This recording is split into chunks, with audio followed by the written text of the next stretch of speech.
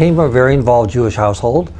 We talked about Jewish issues all the time when we were growing up. My parents were very involved in the Jewish community, in the Federation, and a lot of other Jewish organizations. I first went to Israel in 1967 when I was a young teenager, 2 or 3 weeks after the Six-Day War. We were one of the first groups to go to Israel after that. So we saw both the incredible exuberance over the victory in 1967, along with the sorrow over the huge number of people who had passed away. That made a huge impact on me in terms of what the country meant to the Jewish people. You know, it was a euphoric time, you know, in the late 60s after the June 67 war. And so it was much easier, I think, in a lot of ways for us, for those of us who wanted to be engaged in Israel, because Israel wore the white hat at that time. There was not any ambiguities or questions about the role of Israel in the world. So in a way, you know, younger people who want to get engaged on the college campuses or even in high school have a much more challenging time now, I think, than we did, which is why it's really important that we sort of help these students really understand what the situation is and facilitate their involvement to the degree they need us to. When I moved out here after I graduated college, no one moved to California to be more Jewish. No one came here for that reason. And I certainly didn't come here for that reason. But after I'd been here for a brief period of time, Robert Jacobitz, who was head of the Jewish Community Relations Council here in the East Bay, asked me if I'd get involved because there was an issue that he thought I could be helpful on. And so really my first involvement was through the JCRC and then through the Federation, you know, decades ago now when I moved out here. I used to say when I was president of the Federation, if everybody could have the opportunity that I did to go around the community and see the good things that were happening in the community, and the impact that we were having, and the good things that other organizations were doing in the community, they'd have a much better feeling about the community they lived in. And sometimes the work that we do through our partners in Israel, we don't really do a very good job of telling that story, of the impact that we're having on youth at risk, you know, with Olim.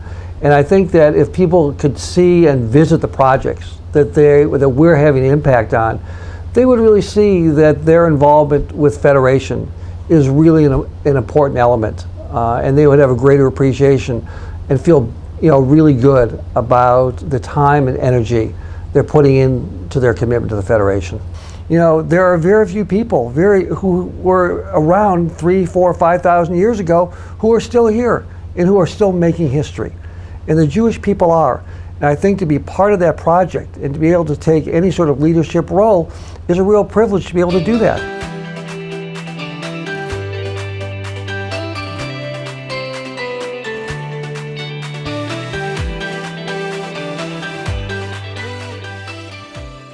Israel is the only country where we can be safe.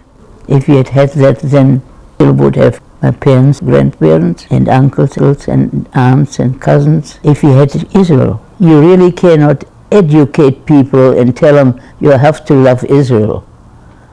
They have to feel that they belong someplace. The rest of the world really doesn't care about us if we don't care for ourselves. Because that we are at that point right now, that not only Israel to exist is not good enough. Israel has to be helped to survive and build on that to create pride in being Jewish, taking pride in our heritage, in our traditions, and make the young people aware of what has happened and what might happen again. I don't know how many dozen times I've been in Israel.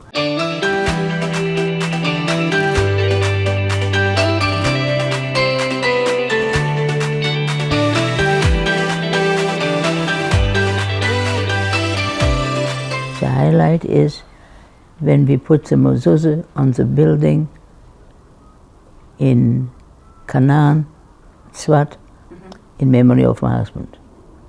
I would say to be true to your faith, to believe in something. And in this case, not necessarily believe in Israel, see Israel spiritually important, to have something that you know. It might be just the hills in Israel or the institutions that are there or whatever it might be. Just don't deny yourself that privilege.